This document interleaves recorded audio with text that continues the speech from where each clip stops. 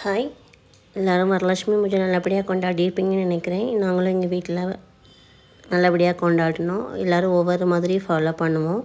எங்கள் வீட்டில் எந்த மாதிரி கொண்டாடினோம் அப்படிங்கிறத தான் அவங்க கூட ஷேர் பண்ணிக்க போகிறேன். ஃபஸ்ட்டு கலசம் வச்சு வீட்டில் இருக்க எல்லோரும் அரிசி போட்டோம்.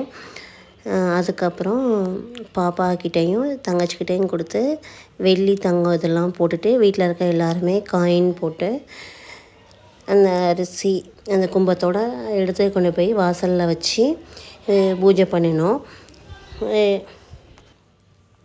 உங்கள்கிட்ட எப்படி ஃபாலோ பண்ணுவீங்கிறங்கிறத மறக்காமல் கமெண்ட் பண்ணுங்கள். வாசலில் எடுத்துகிட்டு போய் பூஜை பண்ணி எல்லோரும் தூபம்லாம் எடுத்துகிட்டு அதுக்கப்புறம் என்ன பண்ணணும் அப்படின்னா சாமிக்கு ஆரத்தி கரைச்சி காமிச்சோம்.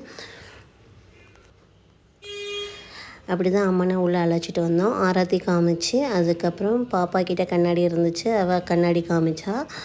அதுக்கப்புறம் விளக்கேற்றி மஞ்சள் தண்ணி தெளித்து வீட்டுக்குள்ளே அம்மனை அழைச்சிட்டு வந்தோம். இந்த மாதிரி தான் அழைச்சிட்டு வந்தோம். நீங்கள் எப்படி பண்ணுவீங்க அப்படிங்கிறத மறக்காமல் கமெண்ட்டில் சொல்லுங்கள்.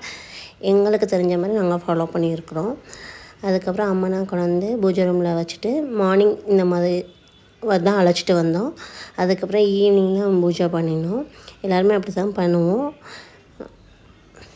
ஈவினிங் இந்த மாதிரி அலங்காரம்லாம் பண்ணி வச்சுருந்தோம். 2 கலசம் வச்சுருந்தோம். ஆல்ரெடி நான் ஃபஸ்ட்டு வச்சுருக்க கலசத்தை ஃப்ளிப்கார்ட்டில் வாங்கியிருந்தேன்னு வீடியோ போட்டிருக்கேன். பார்க்காதவங்க அந்த வீடியோ பாருங்கள். அப்புறம் வரவங்களுக்காக தாம்பூலம் ரெடி பண்ணியிருந்தோம். ப்ளவுஸ் பிட்டு, வெத்தலைப்பாக்கு, பழம், மஞ்சள் கயிறு, வளையல், காயின்ஸு, தேங்காய் இதெல்லாம் தான் நாங்கள் பிரசாதமாக கொடுத்தோம். அதுக்கப்புறம் போற்றி படித்து பூஜையை ஸ்டார்ட் பண்ணி பிரசாதம்லாம் வச்சு சாமி கும்பிட்டு வரவங்களுக்குமே எல்லா பிரசாதம்லாம் கொடுத்தோம்.